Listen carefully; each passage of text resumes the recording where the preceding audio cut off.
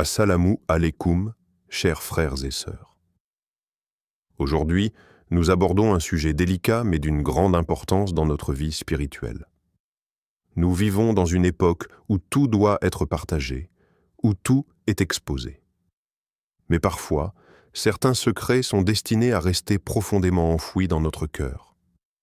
Allah nous enseigne que le silence et la retenue peuvent être des actes puissants de sagesse et de protection. Il y a des choses que nous ne devons jamais partager, même avec nos proches les plus chers, comme notre famille. Ces secrets, parfois inconscients, peuvent avoir un impact spirituel profond si nous les exposons. Dans cette vidéo, nous allons découvrir ensemble 3 secrets que vous devez absolument garder pour vous, afin de préserver votre paix intérieure, protéger votre foi et rester fermement ancré dans la lumière d'Allah. Et dis à mes serviteurs de dire ce qui est le meilleur. Coran 17, 53. Ce verset nous rappelle l'importance de la parole et de ce que nous choisissons de partager. Mais parfois, le silence est une forme de sagesse. Préparez-vous à découvrir ces secrets qui ne doivent jamais être partagés, même avec ceux que nous aimons. Ne partagez jamais vos faiblesses spirituelles. Le poids des doutes spirituels. Un voyage personnel.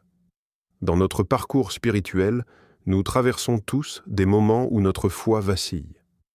Ces moments où l'on se sent déconnecté d'Allah, où les prières semblent vides, où chaque acte d'adoration devient une épreuve. C'est une réalité humaine.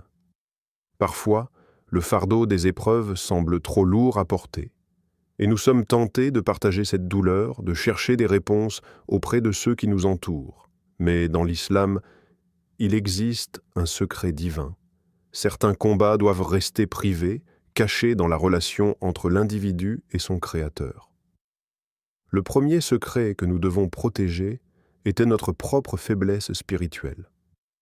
Les luttes spirituelles, bien qu'inévitables, ne doivent pas devenir un fardeau que nous partageons avec le monde entier.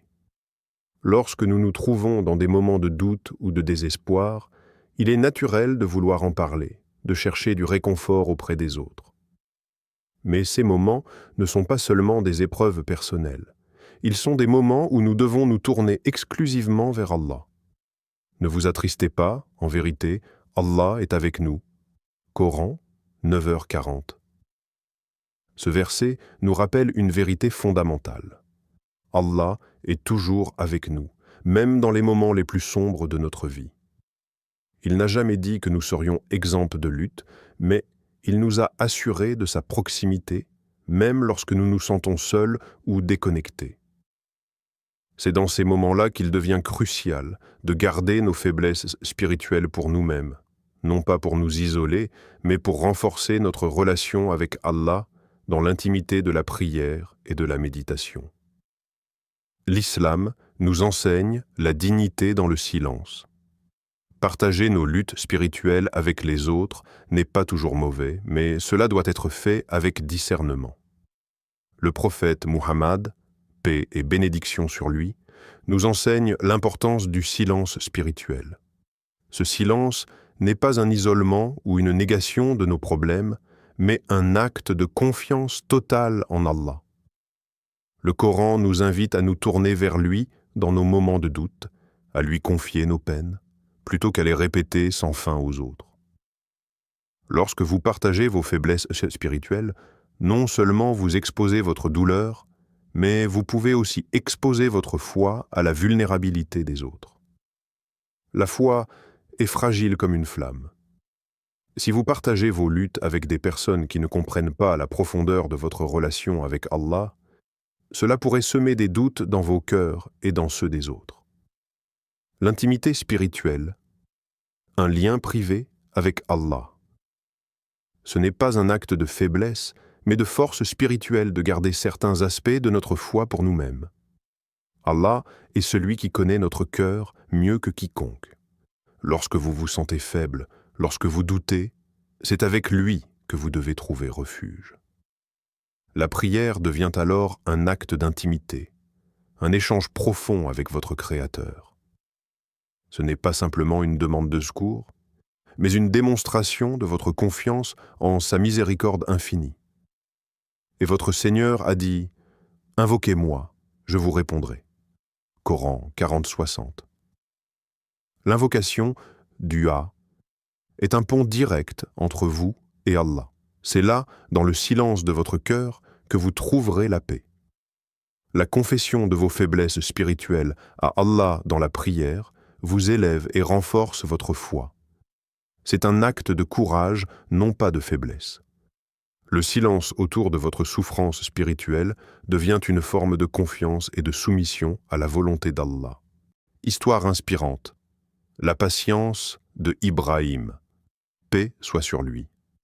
Regardons l'exemple de Ibrahim, paix soit sur lui, un modèle de foi et de patience. Ibrahim a traversé de nombreuses épreuves, y compris la perte de son fils Ismaël, paix soit sur lui, et la destruction de son peuple. Pourtant, dans chacune de ces épreuves, Ibrahim n'a jamais partagé ses doutes ou sa tristesse avec les autres. Il a fait face à sa souffrance avec une foi inébranlable en Allah. Lorsque Allah lui ordonna de sacrifier son fils, un acte extrêmement difficile, Ibrahim, paix soit sur lui, ne s'est pas laissé envahir par le désespoir. Il n'a pas exprimé ses peurs ni ses doutes à sa femme Sarah ou à ses proches. Il a gardé son combat intérieur pour lui-même et s'est tourné uniquement vers Allah pour trouver la force de supporter ce test. L'exemple d'Ibrahim nous montre que le silence dans les moments de lutte est une forme de soumission à la volonté divine. C'est dans le silence spirituel que la véritable foi se manifeste. La souffrance ne doit pas toujours être partagée, mais elle doit être vécue avec la confiance en Allah, qu'il nous guidera et nous récompensera. Le secret du pardon et de la soumission à Allah. La souffrance spirituelle est un voyage difficile, mais il ne faut jamais oublier que chaque épreuve est une occasion de purification. Ne laissez pas vos luttes spirituelles devenir un fardeau qui pèse sur vos relations avec les autres. Gardez ces épreuves pour vous-même et tournez-vous vers Allah. Pardonnez à vous-même pour vos moments de doute et cherchez refuge dans ses bénédictions. Allah est toujours près de ceux qui se tournent sincèrement vers lui. Une question pour toi, cher frère, chère sœur. Avez-vous déjà ressenti la tentation de partager vos faiblesses spirituelles ? Mais vous êtes-vous rendu compte que cela risquait de perturber votre relation avec Allah ? Lorsque vous vous sentez spirituellement faible, comment réagissez-vous ? Cherchez-vous le réconfort en Allah ou êtes-vous tenté de le partager avec ceux autour de vous ? Êtes-vous prêt à renforcer votre foi dans le silence spirituel en faisant confiance à la protection divine d'Allah ? Un rappel divin. Les épreuves spirituelles font partie de notre voyage vers Allah. La clé réside dans la patience, la confiance et le retour à la prière. La foi grandit dans l'intimité avec Allah. Lorsque vous vous sentez faible, Allah était votre force. Lorsque vous doutez, Allah est votre guide. Placez votre confiance en lui et il vous élèvera au-delà de vos luttes. Ne vous attristez pas, en vérité, Allah est avec nous. Coran 9:40. Il n'y a pas de douleur sans guérison dans la relation avec Allah. Gardez vos luttes spirituelles pour vous-même, tournez-vous vers lui avec foi, et il vous apportera la paix intérieure. Ne partagez jamais vos projets spirituels avec ceux qui ne comprennent pas. L'art de gérer ses projets spirituels. Une route personnelle.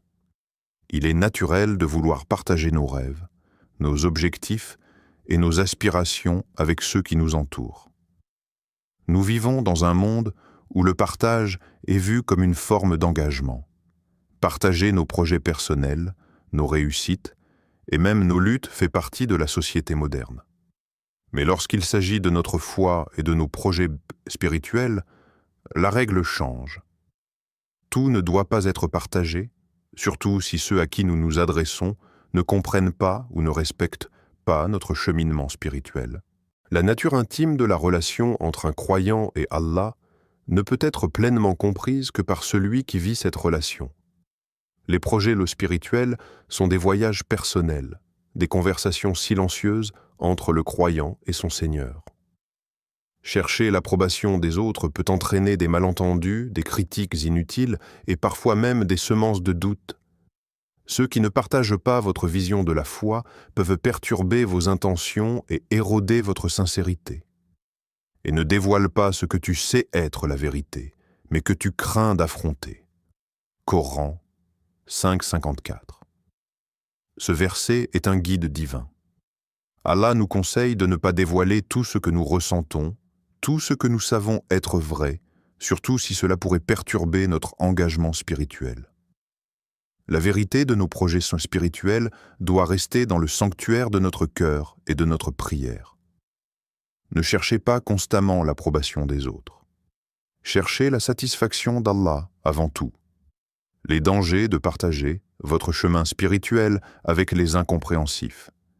Il peut être tentant de partager vos projets spirituels, que ce soit vos intentions de prière, vos objectifs d'amélioration personnelle, ou même votre désir de vous rapprocher d'Allah. Cependant, ce partage peut devenir contre-productif si vous le faites avec des personnes qui ne comprennent pas l'importance de ce cheminement.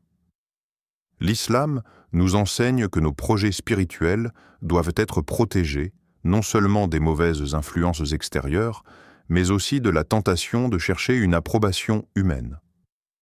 Lorsque vous partagez vos projets spirituels avec des personnes qui ne partagent pas la même vision ou qui n'ont pas de compréhension spirituelle profonde, vous risquez de perturber votre propre vision et de laisser place à des doutes. Le monde dans lequel nous vivons est rempli de distractions et d'idées contradictoires, et ces influences peuvent facilement nous détourner de notre véritable but, qui est la recherche de la satisfaction d'Allah. Histoire inspirante. L'histoire de Khadija, qu'Allah soit satisfait d'elle, un exemple frappant dans la vie du prophète Mohammed, paix et bénédiction sur lui, nous vient de Khadija, son épouse bien-aimée, qui a joué un rôle fondamental dans la diffusion de l'islam. Lorsqu'elle a appris la vérité sur la mission prophétique de son mari, elle a réagi avec calme, foi et soutien inébranlable. Elle n'a pas cherché l'approbation des autres, mais elle a agi dans le silence et la dignité, en soutenant le prophète dans la mission divine qu'il allait accomplir. Khadija savait que ce chemin était unique, qu'il ne pouvait être compris que par ceux qui étaient spirituellement éveillés. Elle n'a pas révélé ses propres doutes ou ses difficultés à ses proches.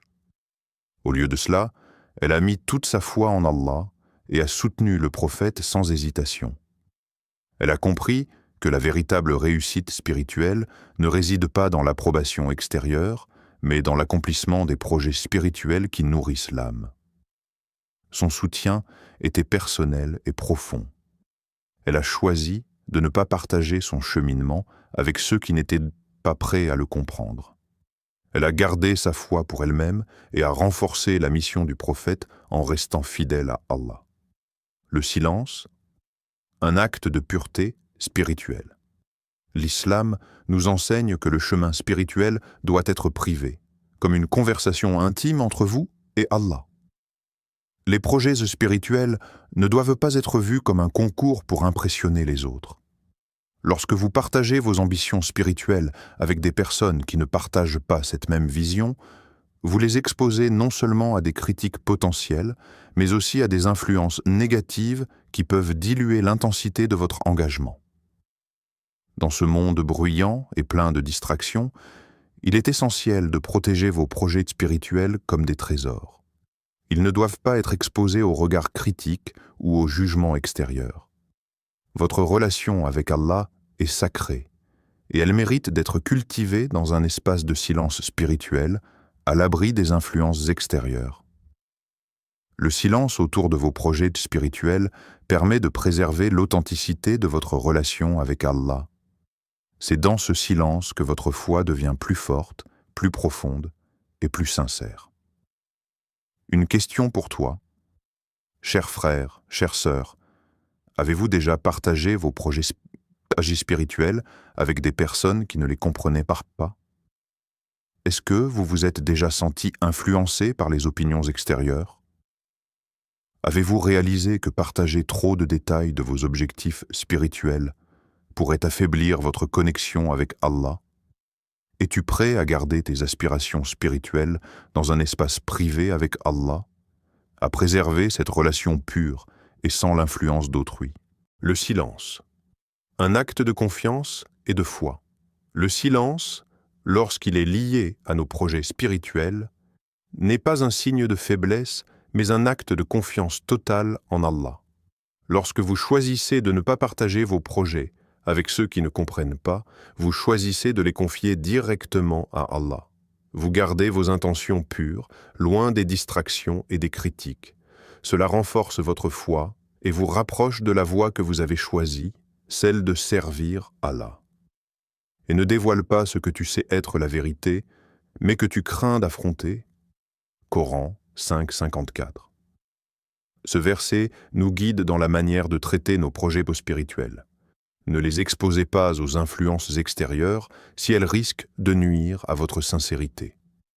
Gardez-les dans le sanctuaire de votre cœur et de vos prières, où Allah seul peut les apprécier et les bénir. Un rappel divin. Les projets spirituels sont le reflet de notre relation personnelle avec Allah. Protégez-les comme un trésor précieux. Gardez-les dans le silence et la confidentialité. Cherchez toujours à plaire à Allah sans chercher à plaire aux autres.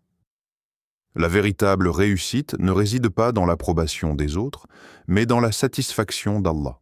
Que votre voyage spirituel soit rempli de lumière, de foi et de sincérité. Ne partagez jamais vos doutes et incertitudes sur Allah, le poids invisible du doute, la volonté divine et la foi. Dans chaque parcours spirituel, il y a des moments de doute et d'incertitude, où la foi semble vaciller sous le poids des épreuves. Les difficultés de la vie peuvent semer des graines de doute dans notre cœur, et il est naturel, humain, d'avoir des moments où on se demande pourquoi certaines épreuves nous frappent. C'est une réalité, un aspect inévitable de la condition humaine. Tout le monde, dans un moment de faiblesse, peut se poser des questions sur la volonté divine. Pourquoi ces souffrances? Pourquoi cette épreuve? Est-ce que la volonté d'Allah est juste? Ces questions ne sont pas nouvelles. Les compagnons du prophète Muhammad, paix et bénédiction sur lui, ont eux aussi traversé des moments de doute, mais ce qui les distinguait, c'est leur capacité à surmonter ces doutes avec une foi inébranlable. L'important, cependant, est de comprendre que vos pensées et doutes concernant Allah doivent rester sacrés et privés. Il ne faut jamais partager des pensées négatives ou des incertitudes concernant la volonté divine, car ce doute ne doit pas être alimenté par les autres, et il ne doit surtout pas affecter votre relation intime avec Allah. Allah ne vous charge que selon votre capacité. Coran 286. Ce verset est un rappel divin que chaque épreuve, chaque difficulté que nous rencontrons est ajustée à notre capacité à la supporter. C'est une promesse qu'Allah, dans sa sagesse infinie, ne nous teste pas au-delà de ce que nous pouvons endurer. Pourtant, lorsqu'on traverse des moments difficiles, il est naturel d'avoir des pensées négatives. Mais l'important est de ne pas permettre à ces pensées de gouverner notre perception d'Allah. Le doute et la foi. Un combat intérieur, les doutes peuvent surgir dans notre cœur, souvent dans les moments les plus sombres de la vie. Mais il est essentiel de se rappeler que le doute est humain, il fait partie de la nature de l'âme humaine. Ce n'est pas un péché d'avoir des doutes, mais ce qui compte, c'est ce que nous faisons avec ces doutes. Il est crucial de comprendre que la foi doit être plus forte que le doute. Le doute, bien qu'inévitable, ne doit jamais prendre racine dans votre cœur. Il doit être temporaire et être remplacé par une confiance ferme en la miséricorde et la sagesse d'Allah.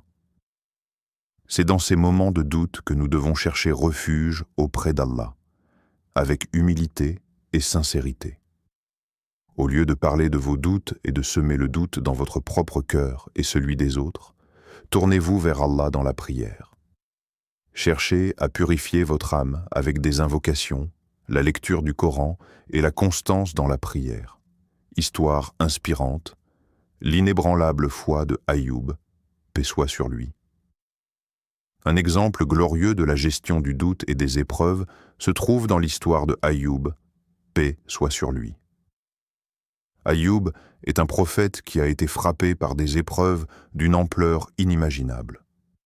Sa santé s'est détériorée, sa richesse a disparu, sa famille a été décimée et pourtant il n'a jamais douté de la volonté d'Allah. Il n'a jamais laissé la douleur et la souffrance ébranler sa foi. Plutôt que de se laisser submerger par le doute, Ayoub a trouvé du réconfort dans la prière.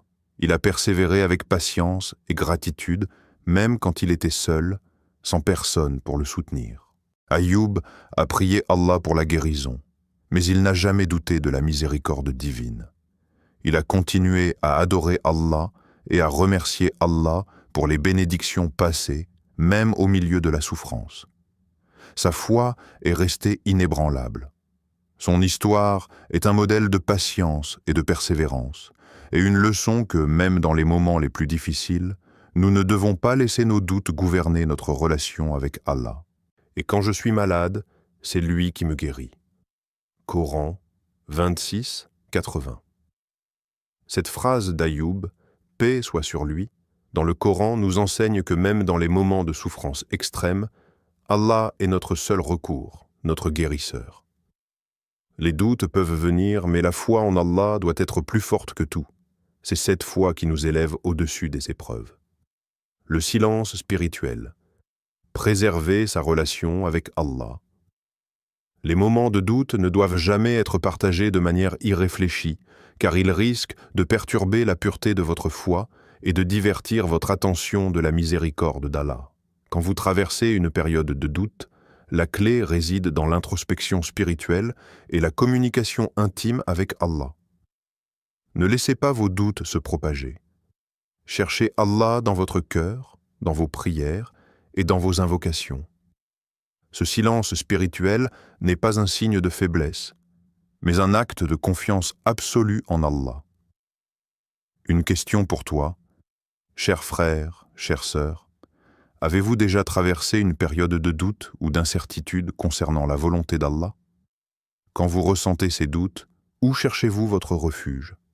Est-ce que vous vous tournez vers Allah avec humilité et sincérité, ou êtes-vous tenté de partager vos incertitudes avec ceux qui vous entourent?